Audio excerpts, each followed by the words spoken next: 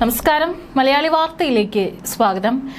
മധ്യപൂർവ്വദേശത്തെ പുരാതന നഗരമാണ് ജെറുസലേം, അതല്ലെങ്കിൽ യെരുശലേം എന്നറിയപ്പെടുന്ന ഭാഗം. ഒരുപാട് പൈതൃകമായിട്ടുള്ള പല കാര്യങ്ങളും അവിടെ കാണാനായിട്ടും ഒക്കെ തന്നെയുണ്ട്.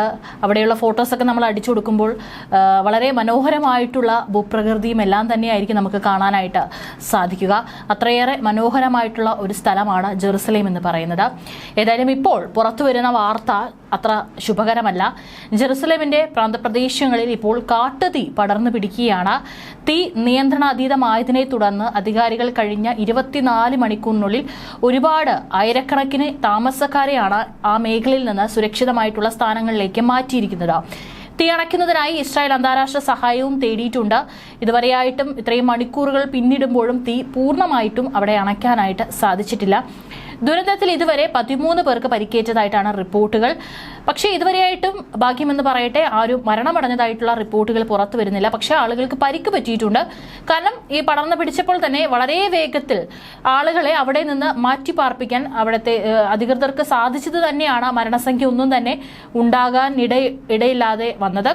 ഏതായാലും രാജ്യത്തെ വിവിധ യുദ്ധങ്ങളിൽ വീരമൃത്യു വരിച്ച സൈനികരുടെ സ്മാരക ദിനത്തിലാണ് ഇസ്രായേലിൽ ഇപ്പോൾ ഈ ഒരു വലിയ തീപിടുത്തം ഉണ്ടായിരിക്കുന്നത്. ഏതായാലും സംഭവത്തിന്റെ ഗൗരവം ഇത് വർദ്ധിപ്പിക്കുകയാണ്. മറ്റേതെങ്കിലും തരത്തിലുള്ള സുരക്ഷാ വീഴ്ചയോ അല്ലെങ്കിൽ എന്തെങ്കിലും മനഃപൂർവ്വമായിട്ട് ഇത്തരത്തിൽ തീപടരാനുള്ള ഒരു സാധ്യത ആരെങ്കിലും ഉണ്ടാക്കിയതാണോ എന്നുള്ള സംശയങ്ങളൊക്കെ തന്നെ നിലനിൽക്കുന്നുണ്ട്. സമൂഹ മാധ്യമങ്ങളിലടക്കം തന്നെ പ്രചരിക്കുന്ന ദൃശ്യങ്ങളിൽ ജെറുസലേമിൽ നിന്ന് ടെലവീവിലേക്കുള്ള പ്രധാന ഹൈവേ ആയ റൂട്ട് 1 തീ പടരുന്നതും ചുറ്റുമുള്ള കുന്നുകളിൽ നിന്ന് കട്ടിയുള്ള പുക ഉയരുന്നതും കാണാനായിട്ട് സാധിക്കും. ഇതേ തുടർന്ന് തന്നെ ഇസ്രായേൽ സർക്കാർ ദേശീയ അടിയന്തരാവസ്ഥ പ്രഖ്യാപിച്ചിരിക്കുകയാണ്. ജെറുസലേമിനും ടെലവീവിനും ഇടയിലുള്ള പ്രധാന ഹൈവേ ആയ റൂട്ട് 1 അടച്ചുപൂട്ടുകയും 7000-ലധികം താമസക്കാരെ സമീപത്ത് നിന്ന് ഒഴിപ്പിക്കുകയും ചെയ്തിരിക്കുകയാണ്. തീജ്വാലയിൽ നിന്ന് രക്ഷപ്പെടാനായി പലർക്കും തങ്ങളുടെ കാറുകൾ ഉപേക്ഷിച്ച് ഓടിപ്പോകേണ്ടി വന്നിരിക്കുകയാണ്. നിലവിൽ 160-ലധികം അഗ്നിശമന രക്ഷാപ്രവർത്തന യൂണിറ്റുകളാണ് തീ അണയ്ക്കുന്നതിൽ ഏർപ്പെട്ടിട്ടുള്ളത്. ഡസൻ കണക്കിന് വിമാനങ്ങളും ഹെലികോപ്റ്ററുകളും ഉപയോഗിച്ച് തീ നിയന്ത്രണ വിധേയമാക്കാൻ അവിടെ ശ്രമം തുടർന്നുകൊണ്ടിരിക്കുകയാണ്. ഇസ്രായേൽ സൈന്യവും തെരച്ചിലിന് രക്ഷാപ്രവർത്തനത്തിനും പിന്തുണ നൽകുന്നുണ്ട്. എന്നാൽ വരണ്ട കാലാവസ്ഥയും ശക്തമായ കാറ്റും രക്ഷാപ്രവർത്തനങ്ങൾക്ക് വലിയ വെല്ലുവിളി ഉയർത്തുന്ന ഒരു ഘട്ടമാണ് നിലവിലുള്ളത്. മണിക്കൂറിൽ 90 മുതൽ 100 കിലോമീറ്റർ വരെ വേഗതയിൽ കാറ്റ് വീശാൻ സാധ്യതയുണ്ടെന്നും ഇത് സ്ഥിതി കൂടുതൽ വഷളാക്കുമെന്നും മുന്നറിയിപ്പുണ്ട്. ഇസ്രായേലിലെ ഇതുവരെയുള്ളതിൽ വെച്ച് ഏറ്റവും വലിയ തീപിടുത്തങ്ങളിൽ ഒന്നാണിതെന്നും അഗ്നിശമന സേന വ്യക്തമാക്കിയിരിക്കുകയാണ്. തീപിടുത്തമുണ്ടായ പ്രദേശങ്ങളിലെ ദേശീയ ഉദ്യാനങ്ങളിലും വനങ്ങളിലും പൊതുജനങ്ങൾക്ക് പ്രവേശനം നിരോധിച്ചിട്ടുണ്ട്. റൂട്ട് 1 ഉൾപ്പെടെ നിരവധി റോഡുകൾ അടച്ചിട്ടിരിക്കുകയാണ്. ഇത് രാജ്യത്ത് ഇതുവരെ ഉണ്ടായിട്ടുള്ളതിൽ വെച്ച് ഏറ്റവും വലിയ തീപിടുത്തമായിരിക്കാം എന്നും തീ പൂർണ്ണമായും നിയന്ത്രണത്തിലാക്കാൻ ഇനിയും ഏറെ സമയമെടുക്കുമെന്നാണ് Jerusalem district fire and rescue service commander Shmulik Friedman പറഞ്ഞിരിക്കുന്നത്. 18,000 ലിറ്റർ വരെ അഗ്നിശമന വസ്തുക്കൾ വഹിക്കാൻ ശേഷിയുള്ള ഇസ്രായേലി വ്യോമസേനയുടെ C-130 ജെറ്റ് സൂപ്പർ ഹെർക്കുലിസ് വിമാനങ്ങളും രക്ഷാപ്രവർത്തനങ്ങളിൽ വിന്യസിച്ചിട്ടുണ്ട്. കഴിഞ്ഞ രാത്രി മാത്രം കുറഞ്ഞത് 2 വിമാനമെങ്കിലും തീ പിടിച്ച സ്ഥലങ്ങളിൽ അഗ്നിശമന വസ്തുക്കൾ വർഷിച്ചു. ഈ തീപിടുത്തത്തിൽ ഏകദേശം 3000 ഏക്കർ ഭൂമി കത്തി നശിച്ചതായാണ് പ്രാഥമിക റിപ്പോർട്ടുകൾ. ജനസംഖ്യയുടെയും വിസ്തീർണത്തിന്റെയും കാര്യത്തിൽ ഇസ്രായേലിന്റെ നിയന്ത്രണത്തിലുള്ള നഗരങ്ങളിൽ ഏറ്റവും വലുതാണ് ജെറുസലേം. 125.1 ചതുരശ്ര കിലോമീറ്റർ വിസ്തീർണമുള്ള ഈ നഗരത്തിൽ 7,32,100 ജനങ്ങൾ വസിക്കുന്നുണ്ട്. മെഡിറ്ററേനിയൻ കടലിനും ചാവുകടലിനും ഇടയിലായി ജുദിയൻ മലനിരകളാണ് ജെറുസലേം സ്ഥിതി ചെയ്യുന്നത്.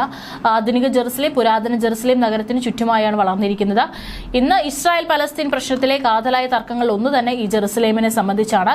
ഏതായാലും അത്രയേറെ എപ്പോഴും സുരക്ഷാ പ്രാധാന്യം നൽകുന്ന മേഖലയിലാണ് ഇപ്പോൾ തീപിടുത്തം ഉണ്ടായിരിക്കുന്നത്. ഇതുവരെയായിട്ടും ഇതിന്റെ കാരണം എവിടെ നിന്നാണ് തീപിടുത്തം തുടങ്ങിയത് എന്നുള്ളതിനെ കുറിച്ച് വ്യക്തമായിട്ടുള്ള വിവരങ്ങൾ ലഭിച്ചില്ല. നിലവിൽ തീ അണയ്ക്കാനുള്ള നീക്കങ്ങളാണ് അവിടെ നടത്തിക്കൊണ്ടിരിക്കുന്നത്. അതിനുശേഷം മാത്രമായിരിക്കും എന്താണ് തീപിടുത്തത്തിന് പിന്നിലെ കാരണം എന്നുള്ള കാര്യത്തിൽ വ്യക്തത വരികയുള്ളൂ.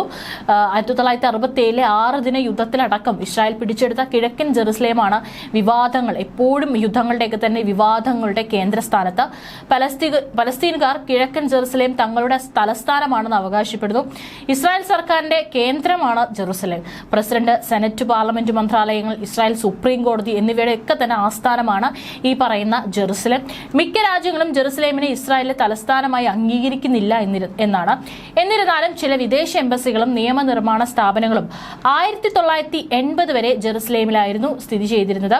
ഐക്യരാഷ്ട്രസഭ 478 പ്രമേയം അംഗരാജ്യങ്ങളോട് നഗരത്തിൽ നിന്നുള്ള നയതന്ത്ര ദൗത്യങ്ങൾ പിൻവലിക്കാൻ ആവശ്യപ്പെട്ടിട്ടുണ്ടായിരുന്നു.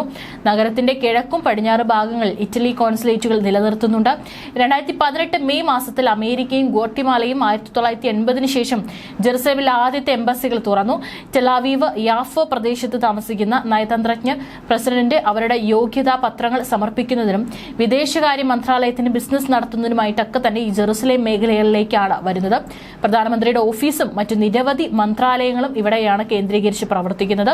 ഉയർന്ന ജനനനിരക്കും ജനസംഖ്യയിൽ പലരുടെയും ശക്തമായ മതവിശ്വാസങ്ങളും കാരണം വിദ്യാഭ്യാസം എല്ലായ്പ്പോഴും സങ്കീർണമായ പ്രശ്നങ്ങൾ ഉൾക്കൊള്ളുന്ന മേഖല കൂടിയാണിത്. മിക്ക ജൂത സ്കൂളുകളിലും ഹീബ്രു, അറബ് സ്കൂളുകളിൽ അറബിയുമാണ് പ്രധാന ഭാഷ. ഏറ്റവും സാധാരണമായ രണ്ടാം ഭാഷ ഇംഗ്ലീഷാണ്. വിവിധ മതപാരമ്പര്യങ്ങൾക്കായി പ്രത്യേക ജൂത സ്കൂൾ സംവിധാനങ്ങൾ നിലവിലുണ്ട്. ഇവയിൽ പാഠ്യപദ്ധതി ജൂതമതം, ചരിത്രം, വിശുദ്ധ ഗ്രന്ഥങ്ങൾ എന്നിവയുടെ പഠനത്തിൽ കൂടുതൽ ശ്രദ്ധ കേന്ദ്രീകരിക്കുന്നു. ഒത്തിരി പൈതൃകമായിട്ടുള്ള അല്ലെങ്കിൽ ഇസ്രായേൽ സർക്കാരിന്റെ പല കേന്ദ്ര സ്ഥാപനങ്ങളൊക്കെ തന്നെ സ്ഥിതി ചെയ്യുന്ന മേഖലയാണ് ഈ ജെറുസലേം. നിരവധി ഇപ്പോൾ യുദ്ധത്തിന് മുൻപൊക്കെ ആണെങ്കിൽ തന്നെ നിരവധി ആളുകളാണ് ഈ പറയുന്ന ഇസ്രായേലി ജെറുസലേം മേഖലകളിലേക്കൊക്കെ തന്നെ വിനോദസഞ്ചാരത്തിനായിട്ട് എത്തുന്നത്.